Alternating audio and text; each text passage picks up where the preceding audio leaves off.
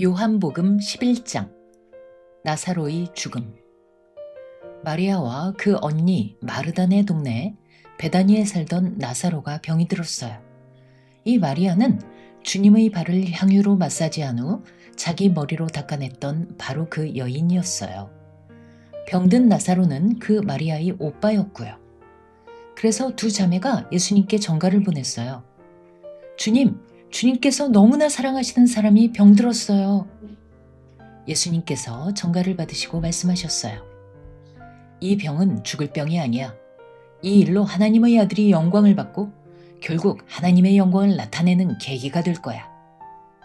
예수님께서는 마르다와 그 여동생과 나사로를 사랑하셨지만 이상하게 나사로가 아프다는 얘기를 들으시고도 계시는 곳에 이틀이나 더 머무셨어요.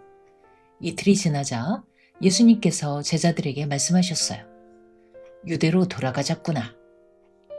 제자들이 말했어요. 랍비님, 이러시면 안 돼요. 지금 유대인들이 랍비님을 죽이려고 혈안이 되어 있는데 거기로 돌아가시다니요. 예수님께서 대답하셨어요. 낮은 12시간이잖아. 대낮에 돌아다니는 사람은 태양빛이 환하니 걸려 넘어질 일이 없단다.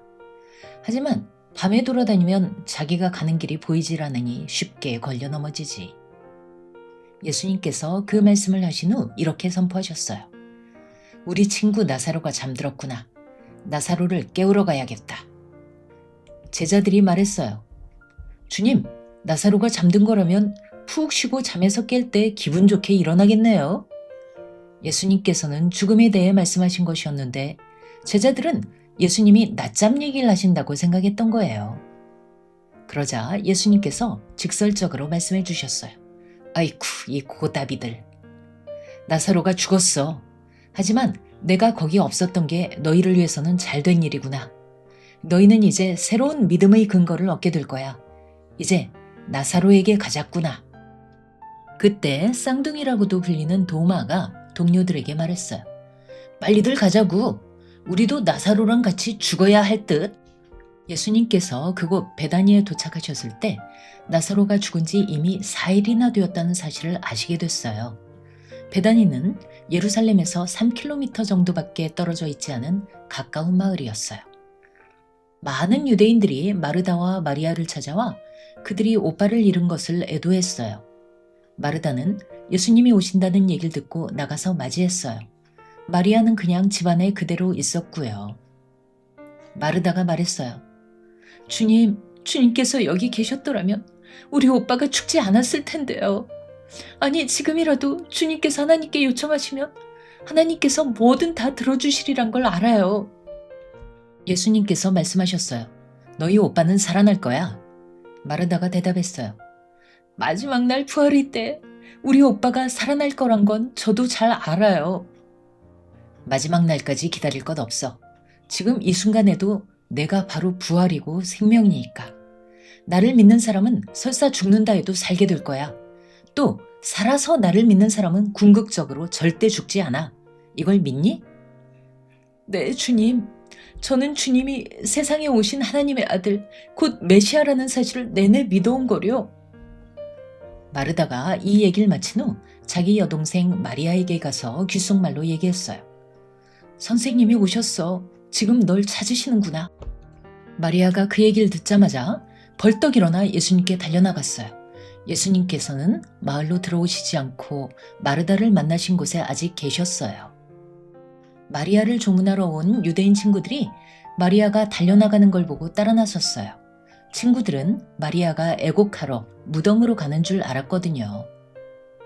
마리아가 예수님께서 기다리시는 곳에 이르자 예수님 발 아래 엎드려 말했어요. 주님께서 여기 계셨더라면 우리 오빠가 죽지 않았을 텐데요. 예수님께서는 마리아랑 마리아의 유대인 친구들이 함께 흐느껴 우는 것을 보시고 속에서 깊은 괴로움이 솟구쳐 오르셨어요. 그리고 말씀하셨죠. 나사로를 어디에 뒀지? 이리 와보세요, 주님. 그들이 말했어요. 그런데 이번엔 예수님께서 우셨어요. 유대인들이 말했어요. 저것 좀 봐. 예수님이 나사로를 얼마나 깊이 사랑하셨는지. 하지만 몇몇 사람들은 이렇게 말했어요. 예수님이 나사로를 그토록 사랑하셨다면 나사로가 죽기 전에 왜 손을 안 쓰신 거야? 시각장애인 눈도 뜨게 해주신 분이 말이야. 그러자 예수님의 속에서 다시 괴로움이 솟구쳐 올랐어요.